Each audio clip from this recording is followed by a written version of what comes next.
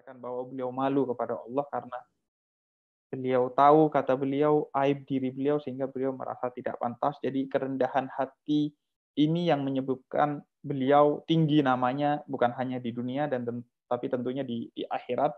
Sehingga kajian pada hari ini akan begitu mendalam dan memukau karena tentang satu karya terbaik yang ditulis oleh sufi, salah satu sufi terbesar dan disyarah oleh seorang ulama yang begitu rendah hati.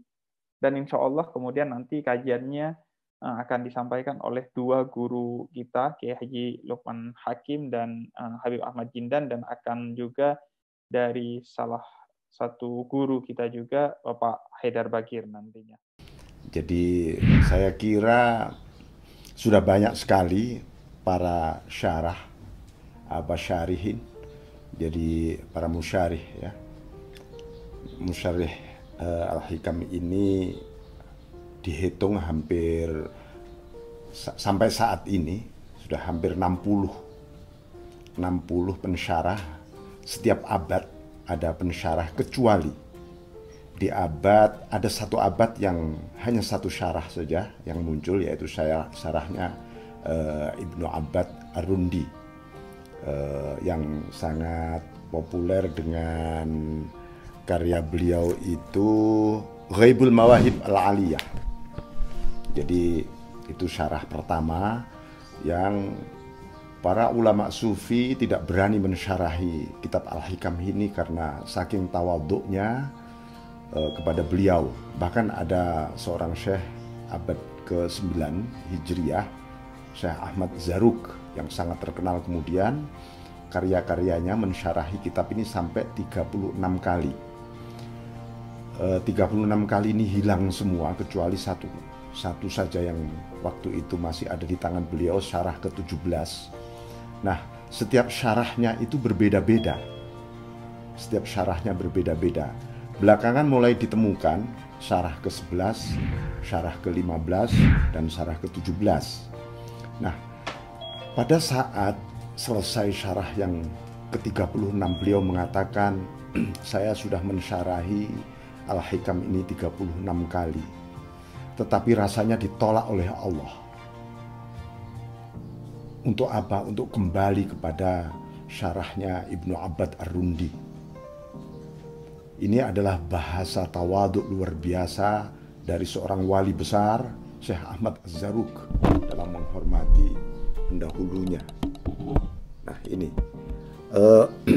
belakangan kemudian setiap abad itu hampir setiap satu abad itu muncul 5 syarah Al-Hikam dari berbagai ulama dunia, ulama sufi, dan luar biasanya dari berbagai aliran tarekat, walaupun berbeda dengan tarekahnya Syekh Ibnu Athaillah Sekandari, yaitu tarekah Syadziliyah, karena beliau juga salah satu mursyid penerus dari gurunya Syekh Abdul Abbas Al-Mursi. Syekh Abdul Abbas Al-Mursi ini mursyid setelah Syekh Abil Hasan Syadzili qaddasallahu sirrahum. Jadi ini hanya sekilas, tapi karya Ibnu Athaillah memang yang paling monumental itu adalah kitab Al-Hikam ini. Dan bahkan seringkali disebutkan seandainya sholat itu boleh membaca selain Al-Quran, aku akan membaca mutiara-mutiara atau hikmah-hikmah dalam Al-Hikam ini.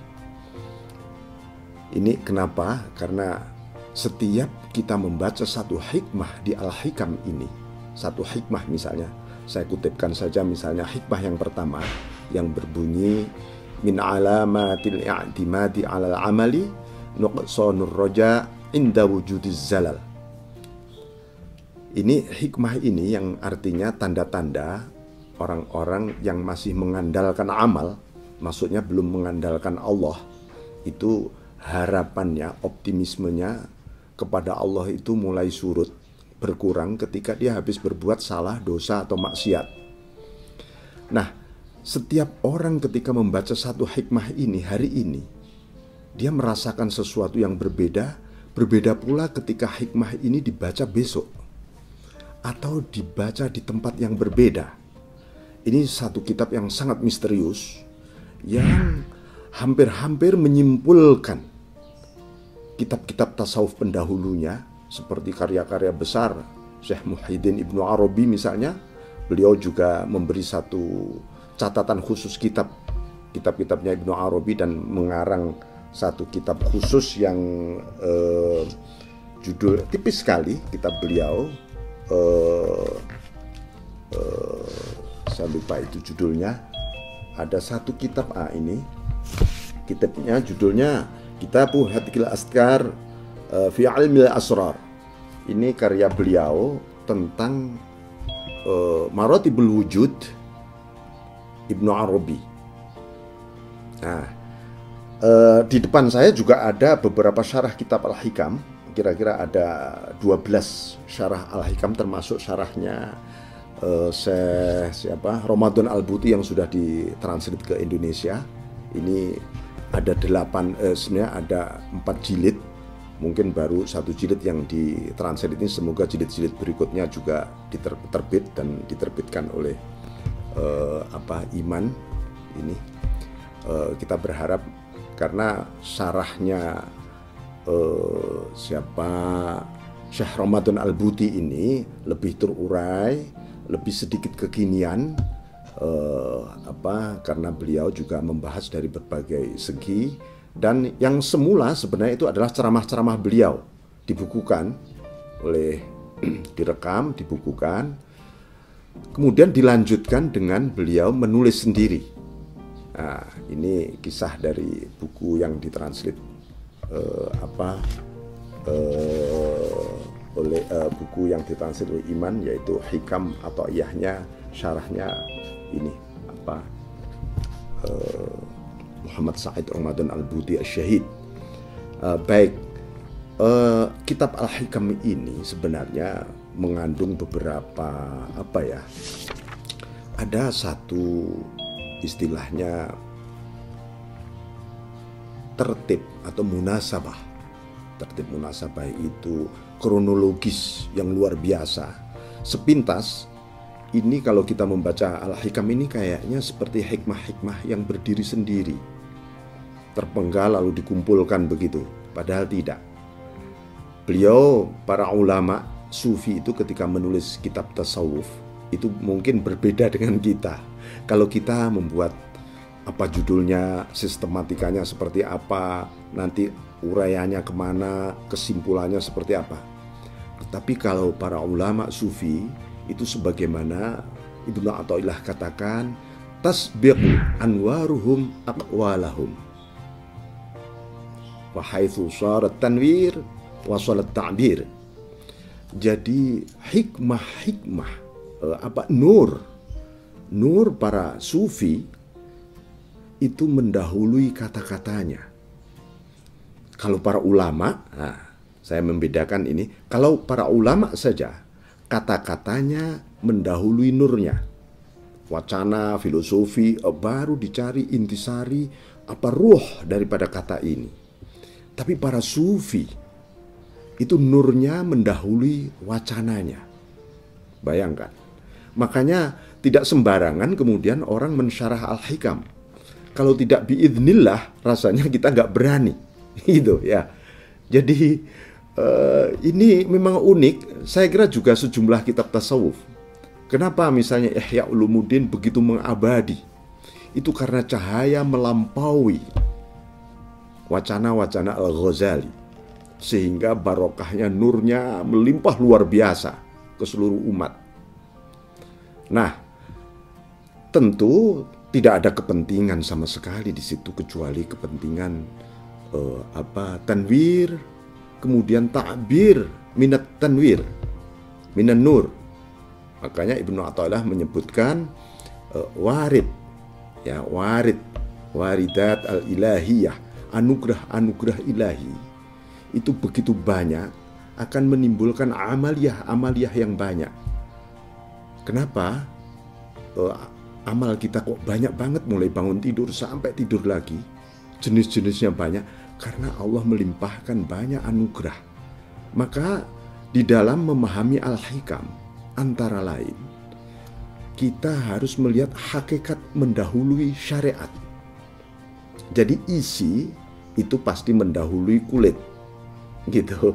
Sebenarnya semacam itu. Ini pandangan sufistik Al-Hikam ya. Oleh karena itu, sehebat apapun sebuah isi, dia butuh kulit. Tanpa kulit ini tentu telanjang dan menjadi batal nanti. Makanya syariat itu sebagai pakaian baju, tetapi bukan soal proses pendidikan. Itu berbeda lagi. Ini proses pendidikan ya. Pedagogi itu beda, orang dikenalkan kulitnya dulu, orang dikenalkan alam, baru kenal penciptanya alam, oke.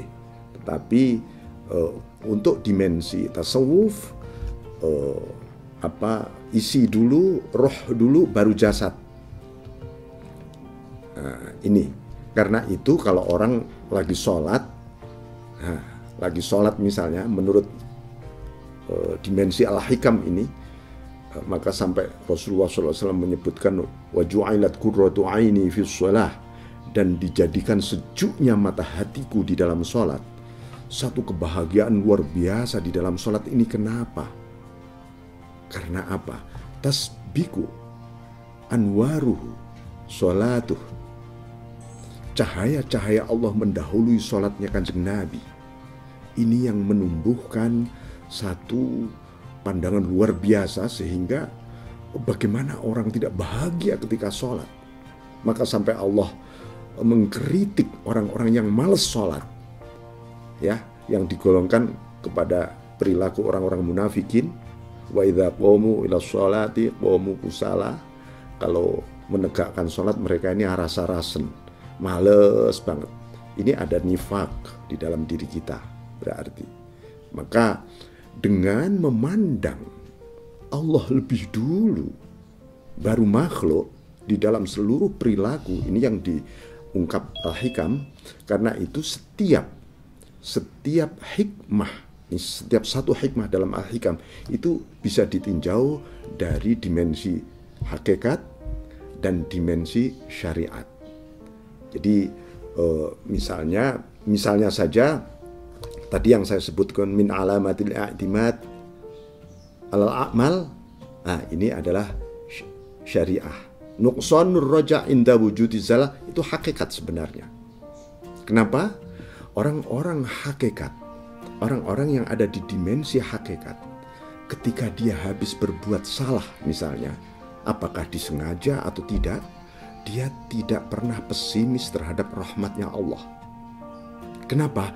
Karena dia memandang siapa tahu, tetap husnudzon pada Allah, siapa tahu Allah tadi menakdirkan aku maksiat untuk supaya lebih dekat, supaya lebih remuk redam di hadapan Allah.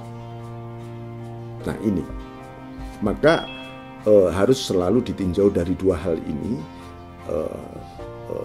Memang sekilas semuanya hakikat, tetapi sebenarnya ada pandangan yang sifatnya hakikat, ada syariat. Bahkan dijembatani di situ sesungguhnya oleh at-tariqah, bagaimana tariqatul a'mal terhadap pandangan-pandangan ini. Nah, itu para musyarrih, para pensyarah akan menjelaskan itu semua dalam kitab-kitabnya. Nah, itu nanti mungkin Habib Jinten akan banyak mengurai ya. Selebihnya bahwa kitab ini ditutup dengan munajat Al-Hikam. Nah, uniknya munajatnya Al-Hikam ini bukan sekadar munajat kita dengan Allah, tetapi sekaligus mengandung filosofi yang luar biasa tentang hubungan antara hamba dengan Allah, hamba dengan fakta-fakta kehidupan nyata di takdirnya Allah ini. Dan itu justru menjadi sekumpulan munajat yang luar biasa. Bahkan Syekh Zarruq yang mensyarah sampai 36 kali itu mewajibkan kepada para muridnya setiap sebelum subuh, murid-muridnya diwajibkan untuk membaca munajatnya Ibnu Athaillah Sakandari. Karena kata beliau ini menjadi sebuah kunci atau miftah terhadap futuh ya, ketersingkapan rohani yang luar biasa. Nah, Ibnu Athaillah memang satu sosok yang menjadi sentral. Abul Abbas Al-Mursi, gurunya itu mursyid yang lahir setelah beliau itu antara lain Ibnu Athaillah, kemudian beberapa termasuk seorang syekh yang kelak kemudian sanadnya mengalir ke Indonesia. Jadi sanad-sanad thariqah Syadziliyah yang mengalir ke Indonesia itu dari Syekh Maidumi, bukan dari Syekh Ibnu Athaillah. Syekh Ibnu Athaillah ini ke Afrika, Asia Tengah, kemudian sebagian ke Amerika Latin, itu dari jalur Ibnu Athaillah. Yang menarik dari jalur Ibnu Athaillah As-Sakandari ini kelak melahirkan para sufi-sufi yang ulama, ya aulia, tetapi yang dari Syekh Maidumi yang terutama ke Asia, kemudian Asia Tenggara itu banyak melahirkan para mursyid aulia yang karya-karyanya mungkin tidak sebanyak yang lahir dari sanadnya Ibnu Athaillah As-Sakandari ini. Jadi ini gambaran sekilas mengenai Al-Hikam. Selebihnya memang, kunci memahami Al-Hikam ini difahami menurut suasana hati masing-masing yang baca. Jadi kalau misalnya Anda membaca terjemahan ini, usahakan Anda punya wudhu dulu. Ya, saya sarankan punya wudhu, jangan batal wudhu.